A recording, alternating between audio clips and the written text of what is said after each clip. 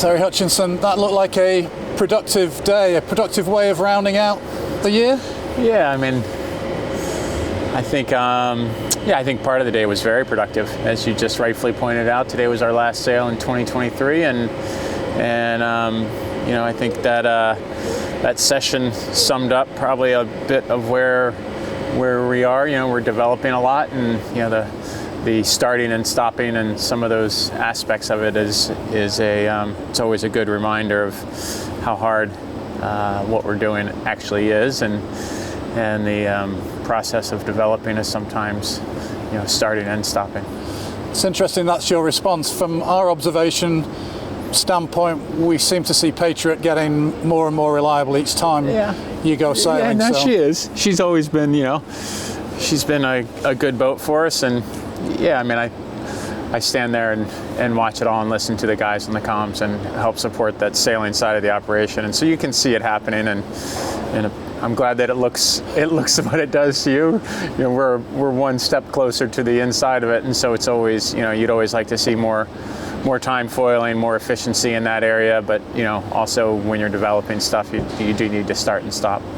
This last couple of months has been all about kind of recommissioning Patriot with these new systems. As we get to the end of the year now, how far along that line are you? As a percentage, where would you say the boat is? Yeah, I mean, I think we have a couple more weeks when we come back in 23. So, if you look at it purely in time, we're probably 85% of the way through it.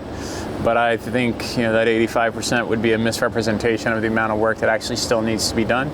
So, yeah, I mean, what a glamour day though, to go out this morning in 17 or 18 knots of breeze and sail in perfectly flat waters with a J3, and then end the day on the J1 in lighter conditions and have the full range of it. That allows all that that side of the workings inside of the boat to happen. You told me that the AC75, you'll use it in January for a few weeks, and then it'll be back into the 40s. Yes. 40s in one design mode, or 40s in a different mode? To be determined. I think we're still trying to decide what we're going to do there. We do know that we'll have both of them back. We were happy to hear yesterday from the shipping company that Magic got through the Suez Canal and is into the Med now, with the Red Sea being shut down to commercial traffic. So we were happy to hear that, and that was a bit of a relief.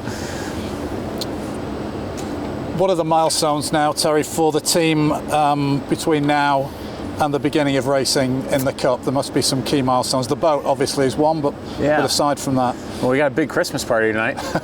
That'll be the first milestone. We have a couple new team members that have just come in. Elle and Tom Slingsby had a baby boy last night, so there's another milestone that we'll have to, and the Campbells aren't too far behind. I think as you get into first quarter of next year, it'll be the two boating in the AC40s, and then, as you rightfully point out, boat 3 in late May will show up, and so there'll be a period that will be off the water as we're prepping for boat 3 to come out and start that whole process of development, which will be exciting. It's hard to believe that we are, we're less than 10 months from the main event in some ways, and so in that regards, there's a lot to do. There's definitely way more than 10 months worth of work to do, so we're going to have to be efficient with our time and do a good job at managing that side of our program. For you personally, are you happy with where the team is right now? Yeah, I mean, I think when you look at 2023 and you reflect upon it, I think we did a lot in this past year. We did a very good job. The team did a very good job moving from Pensacola to Barcelona and getting ourselves out on the water and being as efficient as possible. We had one good regatta and we had one bad regatta, so that shows some promise.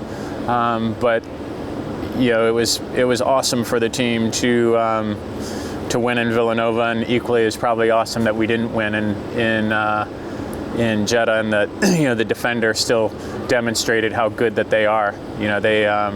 They sailed very well there. You can see them being very efficient with their time in the AC40. They were very efficient with their time in the AC75 here, and so from an American Magic perspective, our focus has got to be on getting through the Challenger Series, and then when we get to the match, putting ourselves in the best chance that we possibly can to beat them. but they're good, and you can see that they're good, and so that's not going to be easy for any team. Fantastic, Terry. Have a great Christmas, Thanks. and we'll see you in the new year. Yeah, thank you. Thanks for everything, guys.